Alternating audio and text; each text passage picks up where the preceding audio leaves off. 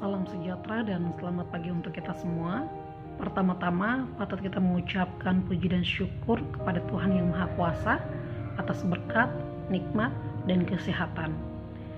Yang terhormat, ketua, wakil ketua, dan seluruh peserta dari tiap negara. Perkenalkan, saya Novita Wenda, perwakilan dari negara Indonesia. Pada kesempatan ini, saya akan menyampaikan salah satu masalah kesehatan global, yaitu malnutrisi. Malnutrisi adalah keadaan patologis akibat kekurangan atau kelebihan zat gizi, baik secara relatif maupun absolut. Malnutrisi adalah istilah umum untuk kondisi medis yang disebabkan oleh pemberian cara makan yang tidak tepat atau tidak mencukupi. Malnutrisi sendiri ini terbagi menjadi dua kelompok, yaitu kekurangan gizi atau stunting dan kelebihan gizi atau obesitas. Malnutrisi ini menjadi salah satu masalah kesehatan global karena prevalensinya yang terus meningkat dan tidak hanya terjadi pada satu negara, melainkan terjadi pada banyak negara di dunia. Kelebihan nutrision atau obesitas ini terjadi akibat mengonsumsi kalori lebih banyak dari yang diperlukan oleh tubuh. Faktor utama penyebab obesitas adalah ketidakseimbangan asupan energi dan pengeluaran energi. Asupan energi tinggi bila mengkonsumsi kalori lebih banyak dari yang dibutuhkan oleh tubuh, dan asupan energi rendah bila metabolisme dan aktivitas fisik kurang. Menurut WHO pada tahun 2000, obesitas terjadi karena penumpukan lemak akibat ketidakseimbangan asupan energi intake dengan asupan yang digunakan dalam waktu yang lama.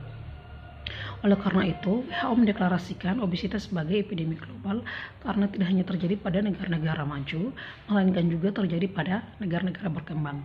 Menurut WHO pada tahun 2015, terdapat 600 juta orang dari 1,9 miliar orang mengalami obesitas.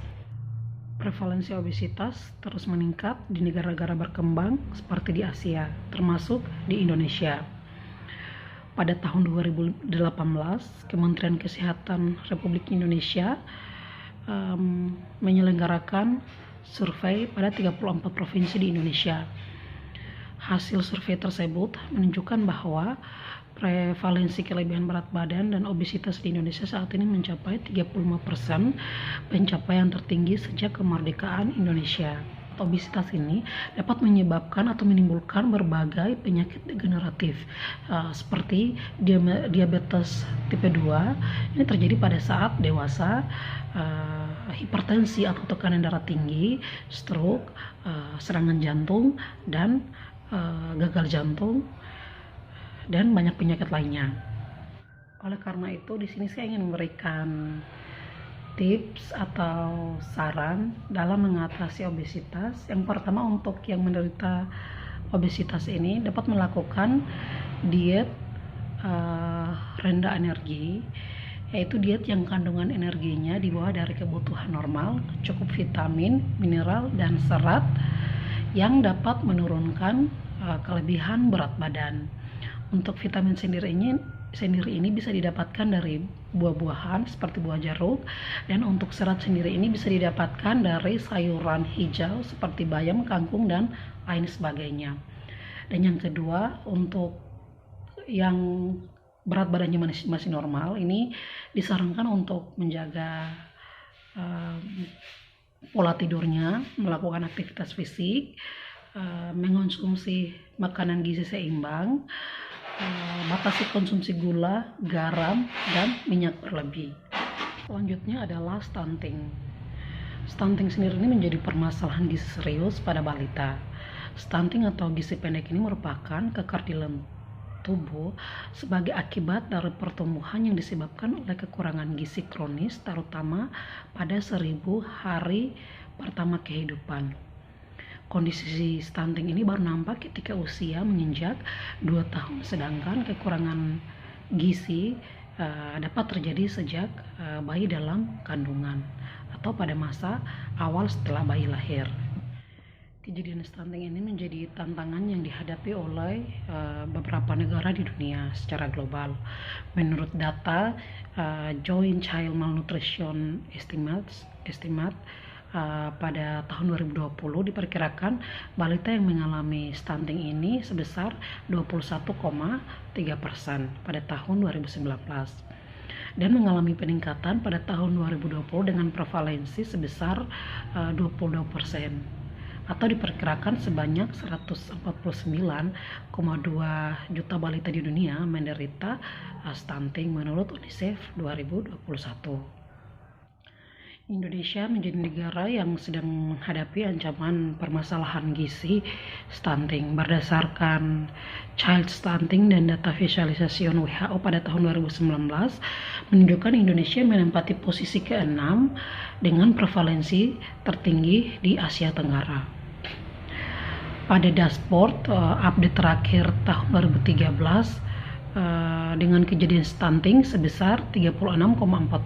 Praktik pemberian makan pada anak sangat erat kaitannya dengan nutrisi yang diberikan oleh ibu. Oleh karena itu, saran yang dapat diberikan yaitu melihat kuantitas dan kualitas makanan, serta ibu juga harus mampu untuk melihat rekomendasi praktik pemberian makan pada bayi yang benar, meliputi pemberian ASI dini,